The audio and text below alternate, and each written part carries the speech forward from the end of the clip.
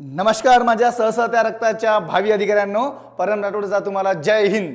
बघा प्रश्न काय विचारलाय, प्रश्न क्रमांक पहिला। आज आपण क्षेत्रफळाचा बेसिक बघणार आहे। क्षेत्रफळाचे पहिलेचे 4 बेसिक तुम्ही बघा।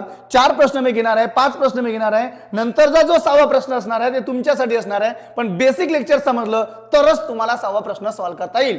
बघा काय म्हणते प्रश्न क्रमांक पहिला, 15 सेंटीमीटर पाया आणि 8 सेंटीमीटर उंची असणाऱ्या त्रिकोणाचे क्षेत्रफळ विचारलाय।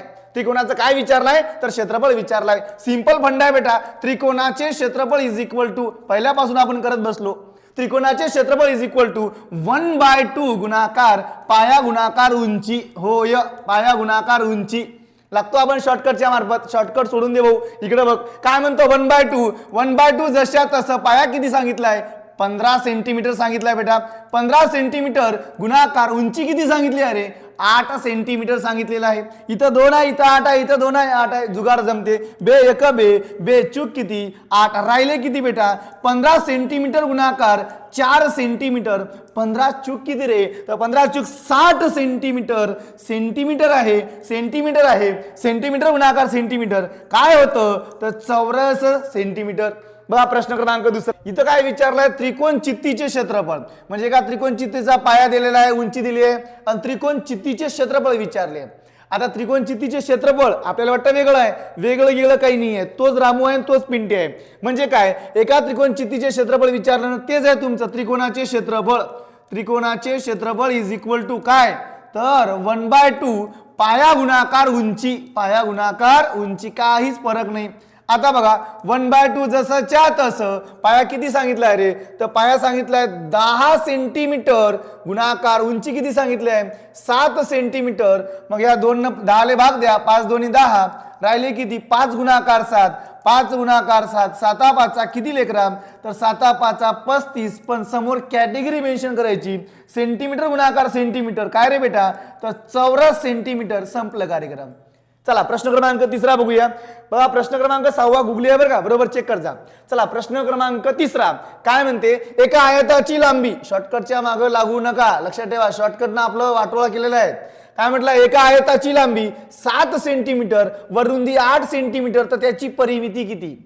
एक लक्षात ठेव जा, आयात बघा अशा पद्धतीने तुमचा आयात बरोबर आहे, आणि चौरस, चौरस ज्याची चारही बाजू सारखी असतात त्याला चौरस म्हणतात, आणि ज्याची समोरासमोरील बाजू सारखी असते त्याला आयात म्हणते। लक्षात ठेव, तुला आयताची आयत विचारलाय, आयत चौरस नाही, आयताची परिमिती विचारली आहे, आणि परिमितीचा अर्थ होतो बेरीज। लक्षात ठेव, परिमितीचा अर्थ होतो की सर्व संख्यांची बेरीज करणे।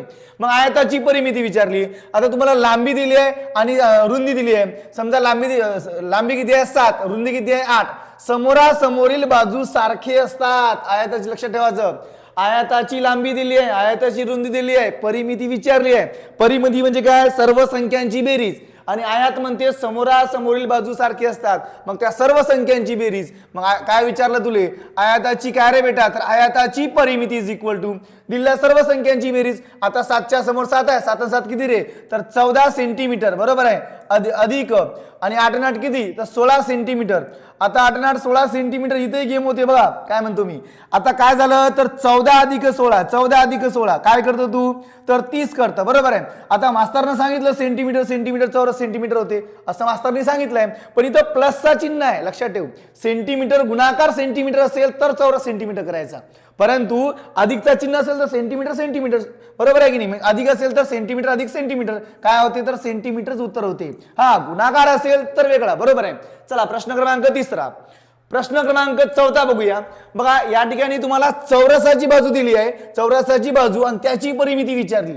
याच्या आधी काय विचारलं आयताची परिमिती। परिमिती म्हणजे काय दिलेल्या सर्व संख्यांची बेरीज, आणि चौरस, चौरसाचं चारही बाजू काय असतात मित्रा सारखे असतात। जर इथं 4 सेंटीमीटर असेल तर प्रत्येक ठिकाणी सुद्धा काय असेल 4 सेंटीमीटर असेल। म्हणजे काय चौरसाची परिमिती, चौरसाची परिमिती इज इक्वल टू दिलेल्या सर्व संख्यांची बेरीज, किंवा तुम्ही असेही करू शकता 4 गुणाकार जे काही असेल तुमचं तेवढं बाजू बरोबर की नाही। मग 4 गुणाकार 4 सेंटीमीटर बाजू तुम्हाला 4 दिली आहे, 4 चूक किती होते तर 16। हा इथं बघा इथं सेंटीमीटर देऊन आहे तुम्हाला सेंटीमीटर बरोबर आहे।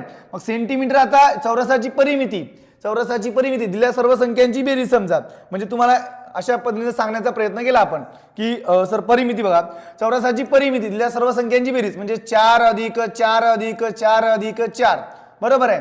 मग आता किती 4 4 4 किती झाले 16, 16 काय तर काय 16 तर 16 काय बेटा तर 16 सेंटीमीटर।